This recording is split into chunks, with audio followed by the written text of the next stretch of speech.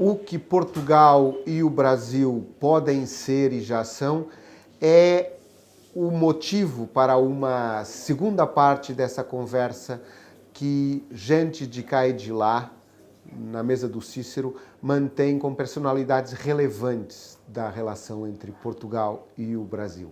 O ministro Gilmar Mendes já foi nosso convidado e é de novo com uma nova conversa, dessa vez mais destinada, mais própria, mais fechada, sobre o relacionamento do Brasil com Portugal, do Brasil com a Europa, através de Portugal e do Brasil. Eu vou te trazer um pouquinho a conversa agora para a gente estar aqui na mesa do Cícero, onde essa gente de cá e de lá, esses nossos diálogos que nós fazemos aqui com o Cícero Bistrô, a Associação Portugal Brasil 200 anos, para lhe perguntar, ministro, o Brasil como que redescobriu Portugal de há uns 10 anos para cá e encontra hoje um território fértil para muitas coisas e há uma ruptura com a relação de percepção que havia do Brasil com Portugal, sobretudo das suas elites. É notório isso e foi muito interessante também que no ano passado nós tivemos a celebração dos 200 anos da independência do Brasil, e eu posso dizer, porque participei de vários eventos aqui durante a passagem desse período, em torno da semana do 7 de setembro, e enquanto no Brasil nós fazíamos um 7 de setembro muito agressivo, liderado pelo presidente Bolsonaro contra o Supremo e contra as instituições, aqui se celebravam os 200 anos de independência. E eu estive no Porto, em Coimbra. Nós fizemos isso com livros também na associação. Vários livros que foram, participou. vários livros que foram lançados com essa temática, né? Então, me parece que isso já é resultado desse novo momento que estamos a viver. Uma grande comunidade de brasileiros em Portugal, nas diversas áreas, na área acadêmica. Esses dias eu lia que 1 a cada 10 advogados em Portugal são brasileiros. Brasileiro. Mas portanto, está quase chegando na população que 1 em cada 10 seria 1 milhão de brasileiros. Isso. As estatísticas variam de 500 e 700 mil, mas é um grupo muito importante. Eu estive em Cascais e o presidente da Câmara dizia da grande população, 20% da população de Cascais hoje de brasileiros e gente nos diferentes estamentos sociais. Então, acho que tudo isso tem muito significado e, claro, nós devemos também prestar atenção em tudo que isso significa em termos culturais, em termos comerciais, nas oportunidades que se abrem, inclusive, no relacionamento com a própria Europa, né? Nós sabemos também, Portugal é um país pequeno, mas tem uma dimensão política na Europa muito grande, e no mundo, não é? O Guterres hoje... Os reis do software. Isso, não é?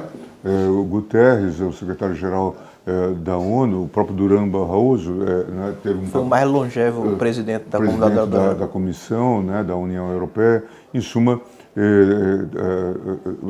o atual presidente da Câmara de Lisboa estava comissário, né, da União Europeia para a Tecnologia, quer dizer, em suma, tudo isso é extremamente possível e a gente só ouve das autoridades portuguesas, a partir do presidente Marcelo, do primeiro-ministro Costa, a gente só ouve manifestações de simpatia para com o Brasil e para com os brasileiros, né?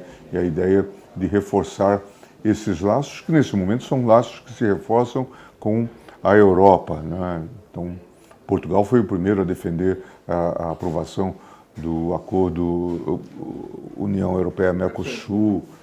É um grande desejo de Portugal, claro, mas com a disrupção que acontece com a guerra na Ucrânia, ele se torna necessário não só para Portugal, como para a Europa, como para o mundo, até para evitar um pouco essa hegemonia norte-americana e criar uma economia transversal, diagonal. Sim, é verdade. Eu acho que E o Brasil, acho que tem espaço, tem capacidade de inovação, tem mercado, tem condições, tem capital e pode receber também capital estrangeiro para se desenvolver. Eu tenho muita fé de que nós vamos ter um período extremamente proveitoso e bem fazer. Se nós olharmos a posse do presidente Lula com centenas de representações internacionais, isso já dá a dimensão da mudança que ocorreu, fazer com que pessoas se abalançassem para ir ao Brasil no 1º de janeiro. Não é fácil. E mesmo só acontecendo, Davos está acontecendo agora, e só enxergando um pouco a mídia, a gente entende como é completamente diferente já o olhar que existe sobre o... Com certeza, e o papel mesmo que os ministros desempenharam, o próprio ministro Haddad, a ministra Marina, o governador de São Paulo, Tarcísio, em suma, todos muito bem recebidos e muito bem avaliados pela mídia internacional. E para encerrar, ministro, a gente está aqui numa casa que homenageia, vamos dizer assim, a cultura brasileira, modernismo, mais aqui na linha da pintura, mas se o senhor fosse recomendar um livro para um português ou um europeu para entender melhor o Brasil, alguém interessado que quisesse se debruçar para entender, qual era o livro que o senhor recomendaria? O Brasil é inentendível, mas vamos dizer assim... Pode ser 3, não pode falar um só, nunca se pergunta, Paulo, pode ser 3. O Brasil é difícil de entender, mas vamos lá. Tem muitos livros, né, sobre o Brasil, certamente Gilberto Freire, Casa Grande e Senzala seria... Grande Sertão. O Grande Sertão das Veredas, o Euclides da Cunha sobre os sertões, também acho que ajuda a conhecer essa realidade. Talvez até esses eu li, está muito atual, né, por conta desse quadro de fanatismo. Totalmente atual, totalmente atual. Não, mas parece uma profecia. Pois, exatamente, como entender né? que as pessoas criam um mundo Canudos. paralelo, né? Então, eu acho que há muitas obras que podem ajudar a compreender essa realidade. O próprio Sérgio Buarque de Holanda, né? Inclusive sobre esse homem cordial que é hoje muito... Queremos reencontrá-lo, né? Perdeu-se por aí, mas vamos reencontrá-lo. Então, eu acho que tem muitas obras importantes. O que é fundamental é que a gente esteja em constante diálogo, né? E que, de fato, preservemos esses vínculos de afeição,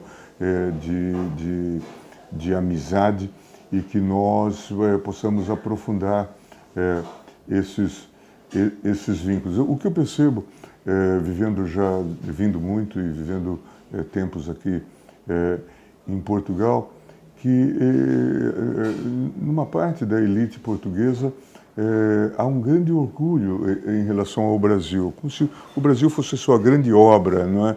E isso é bastante interessante, e era preciso que nós também tivéssemos essa percepção. Boa observação. Muito obrigado. A nossa grande obra é a língua portuguesa, Machado, de Assis, de Euclides da Cunha. Queria lhe agradecer muito. Eu esperava uma entrevista e a gente acabou por ter 10 entrevistas. Agradeço muito. Esse foi mais um Gente de Lá e de Cá hoje para reouvir, rever e celebrar. Um abraço a todos, até a próxima. Obrigado pela oportunidade. Obrigado, ministro. O senhor já é habitué aqui do Cícero.